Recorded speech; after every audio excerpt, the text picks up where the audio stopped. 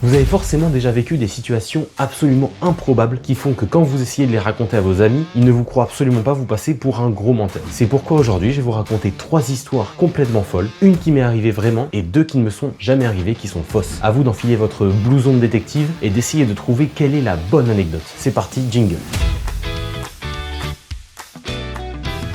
Je vais vous raconter la toute première anecdote. Il y a quelques années de ça, j'avais 12-13 ans et j'étais parti en vacances en Corse avec ma famille. Donc je vous remets un petit peu dans le contexte, il faisait 40 degrés, il faisait super chaud comme tous les étés. Il suffisait qu'on mette un pied dehors pour littéralement brûler contre le béton. Donc c'était un truc qu'on n'aimait pas trop faire, étonnamment. Donc on est resté à la maison ce jour-là avec mes 4 cousins, enfin on est 4 en tout, mais donc mes 3 cousins. Et donc on est resté à la maison ce jour-là et les parents sont partis faire des courses. L'ennui commençait à devenir palpable dans la maison. Donc on a décidé de faire des jeux de société.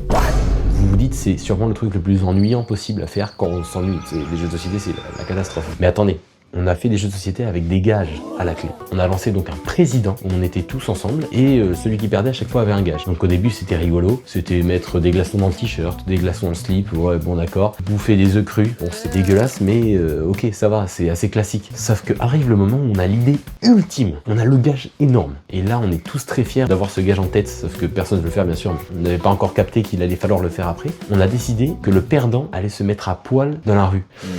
Ok, bon on a 12-13 ans, en vrai c'est drôle comme gage. Surtout que la rue était assez déserte, il y avait que notre maison et quelques voisins qui étaient corses, locaux, qui étaient pas trop présents pendant la période estivale. Donc on se dit, c'est bon, on va jamais tomber sur quelqu'un dans la rue, au pire c'est pas grave. Donc on fait notre partie, et devinez qui est-ce qui vient perdre? C'est moi. Et oui, c'est moi qui perds, forcément, sinon c'est pas drôle. Donc, je perds et j'honore mon gage. Je me dis, jamais je croise quelqu'un dans cette rue, c'est impossible. On voit jamais personne. Donc on se dit, c'est bon, ça va le faire, ça roule. 40 degrés en plus, personne ne sort. Donc je me mets à poil, je me cache derrière une voiture quand même au départ pour vérifier qu'il y a vraiment personne dans la rue, aucun voisin qui sort ou quoi, tranquille. Et je me dis c'est bon, il y a personne, la voie est libre. Donc j'avance, je commence à avancer tranquillement au milieu de la route parce que c'était le défi, il fallait se mettre à peu près au milieu de la rue. Et là, pile quand j'arrive au milieu de la rue, forcément, il y a les voisins qui sortent. Vraiment, c'est le timing, le meilleur timing possible. Les voisins sortent avec leurs gosses, les voisins qui sont corses, pas du tout touristes, juste des corses, et qui ont le regard vide, tout simplement, parce qu'ils voient un gosse nu dans la rue quand ils sortent avec leurs gosses. Je pense que vous voyez à peu près l'image. Donc forcément, je panique et du coup, je me barre en courant dans l'autre sens. Je veux revenir à la maison, me cacher, quoi. Et mes cousins ont eu la brillante idée, la meilleure idée, de fermer le portail et de me fixer de l'autre côté en rigolant. J'avoue, en vrai, c'était drôle, c'était de l'autre côté du portail. Moi, j'étais du mauvais côté en l'occurrence. Sur ce coup-là, c'était juste terrible. Donc arrive le moment où je peux enfin rentrer dans la maison et devinez qui est rentré? Les parents.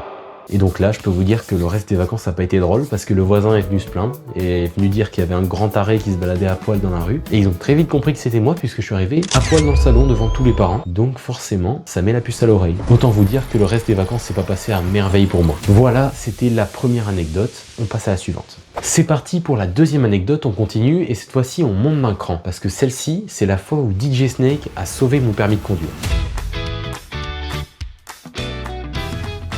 Tout commence en juin 2025, donc juin dernier, j'étais parti au cinéma avec des potes. Jusque là, rien de ouf, je sors du cinéma, je finis la séance et je rentre à ma voiture. J'étais garé un petit peu plus loin que la place Tourny, à Bordeaux, et sur cette place, il y avait énormément de monde, beaucoup de mouvements ce jour-là, et je voyais qu'il y avait beaucoup de matériel pour filmer, beaucoup de caméras, des lumières et beaucoup de monde. Donc je me dis, tiens, il doit y avoir un tournage. On a la chance d'avoir pas mal de tournages sur Bordeaux. Curieux comme je suis, j'avance un petit peu, je me rapproche et je vais me renseigner pour voir ce que c'est vraiment. Et là, je vois DJ Snake au milieu d'une grande équipe de tournage et je me dis ça doit être pour un clip, ça doit être un truc pour DJ Snake. Bon, puisqu'il est là, c'est assez logique, vous me direz, mais bon voilà, il y a un truc DJ Snake, moi je deviens complètement fou, j'adore cet artiste, donc je me dis tiens, c'est l'occasion, je vais essayer de lui demander un autographe ou essayer de lui parler, essayer d'avoir une collaboration avec lui. Là j'abuse un petit peu, mais j'essaye au moins de lui parler. À chaque pause, il faisait une petite séance de dédicace et d'autographe avec les gens autour, et donc j'attends mon tour, je fais la queue comme tout le monde, et arrive mon moment. Donc je lui demandais bien sûr un selfie, un truc assez classique. Je m'approche de lui et tout, et je lui demande un autographe. Donc quand je dis autographe, dans ma tête c'est selfie, tu vois, j'ai fait le rapprochement pour moi. Mais lui non, et du coup il me dit ok,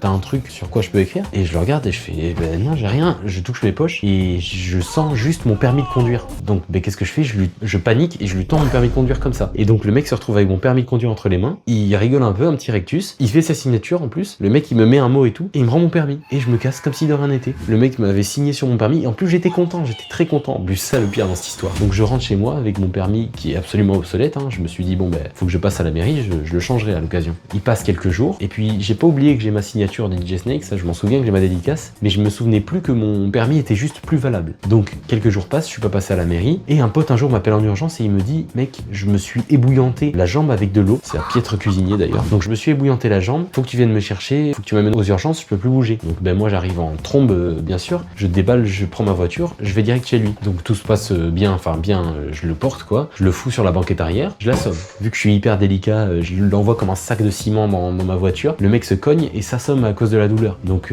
j'essaie de le réveiller tant bien que mal, donc il se réveille mais il est dans les vapes sur la banquette arrière. Donc moi je suis stressé à mort, je sens qu'il faut vraiment que je l'amène le plus vite possible aux urgences parce que sinon ça va mal se passer. Donc je trace ma race et forcément je fais une petite erreur sur la route, je roule pendant un petit moment sur une voie de bus, mais la police m'a vu. Pour me rappeler à l'ordre et me faire un contrôle, il m'interpelle, donc je me mets sur le côté. Et moi à ce moment-là j'ai complètement oublié que j'avais un permis obsolète, donc je me retrouve avec les flics qui arrivent, ils voient un espèce de cadavre à l'arrière de la voiture et du coup ils me demandent le papier du véhicule et qu'est-ce qui se passe. Je sors mon papier du véhicule, je suis assez confiant, je me dis ok, faut juste que je fasse vite pour l'amener vite aux urgences. Et là je sors mon permis, je le regarde, je vois l'énorme S de DJ Snake, je me dis ah ça va poser problème. Donc sans aucune explication, je leur tends mon permis et les mecs ils me regardent, ils regardent le mec derrière et là je sens que je suis vraiment dans la merde. Je me voyais déjà avec 7-8 ans de prison, voire perpétuité, voire la peine de mort. J'exagère un peu mais vraiment j'avais une pression monstre et du coup je me dis ok, je joue le tout pour le tout, je leur raconte toute la vérité. Et là je déballe, je leur raconte ce qui s'est passé avec mon permis, pourquoi j'ai un pote KO derrière et contre toute attente, ils me laissent partir comme ça. Ils me disent ok, fonce aux urgences mais fais attention, change absolument ton permis sinon la prochaine fois tu vas avoir un problème. J'ai eu énormément de chance, c'est parce qu'ils pouvaient à peine lire mon nom et tout, ils ont vérifié mon identité et c'est passé, j'ai pu changer mon permis sans souci et voilà, c'était la deuxième anecdote. Pour finir la vidéo, je vais vous raconter la troisième anecdote, celle où j'ai passé un tea time avec Ed Sheeran. Ok, alors tout commence avec ma mère. Quand elle était petite, elle a fait un échange linguistique avec une famille de Londres. Donc en gros, un échange linguistique, c'est un truc qu'on faisait beaucoup à l'époque pour permettre aux enfants d'apprendre plus facilement une langue ou une culture. Donc tout simplement, ma mère est partie à Londres quelques semaines et en échange, la famille avec qui elle était à Londres est venue en France dans sa famille à elle pendant quelques semaines, voire quelques mois. Normalement, quand on fait des trucs comme ça, on garde pas trop le lien avec le camarade avec qui on a fait cet échange. Mais pour le coup, ma mère a gardé un vrai lien avec son amie du coup londonienne avec qui elle s'entendait très bien. Malgré la barrière de la langue, elles arrivaient à parler très correctement ensemble et à se comprendre parfaitement. Donc au fur et à mesure des années, les deux ont évolué, ont eu des enfants, je suis là. On a même fini nous par avoir des liens avec les enfants donc de l'ami de ma mère. On est restés tous très proches. Et c'est pourquoi de temps en temps, eux venaient nous voir en France et nous on venait les voir aussi en Angleterre. Il faut savoir que l'amie de ma mère était écrivaine et chanteuse. Elle était dans le milieu de la musique, dans le milieu artistique et elle bossait du coup par conséquent avec beaucoup d'artistes londoniens locaux qui essayaient de faire leur nom à cette époque-là. Et donc elle bossait avec beaucoup d'artistes connus aujourd'hui et méconnus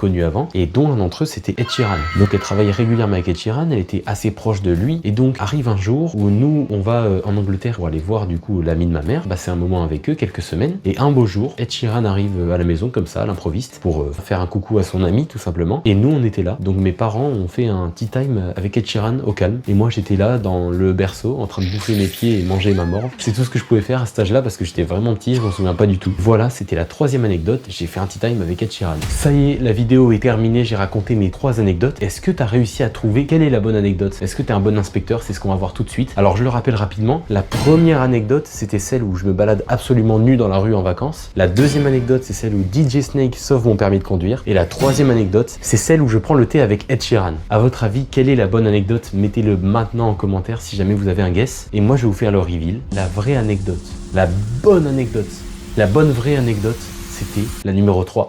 Bravo à toi si tu as réussi à trouver, c'est très bien joué parce que c'était pas évident selon moi, les 3 étaient assez flous, donc c'est dur de se faire une idée dessus, mais si tu as réussi à déceler quelques signes tics de langage qui m'ont trahi, n'hésite pas à me le dire en commentaire, ça m'intéresse, comme ça la prochaine fois je pourrais m'entraîner encore et essayer de vous mentir encore mieux, ce sera encore plus dur comme ça. Si la vidéo vous a plu, n'hésitez pas à mettre un petit pouce bleu et à vous abonner à la chaîne, ça fait super plaisir, et dites-moi aussi si le concept vous a plu parce que je suis très chaud de retourner ce genre de vidéo, c'était très cool à faire, si vous avez kiffé, ça se refera. Merci beaucoup d'avoir regardé jusqu'au bout, à très bientôt, ciao.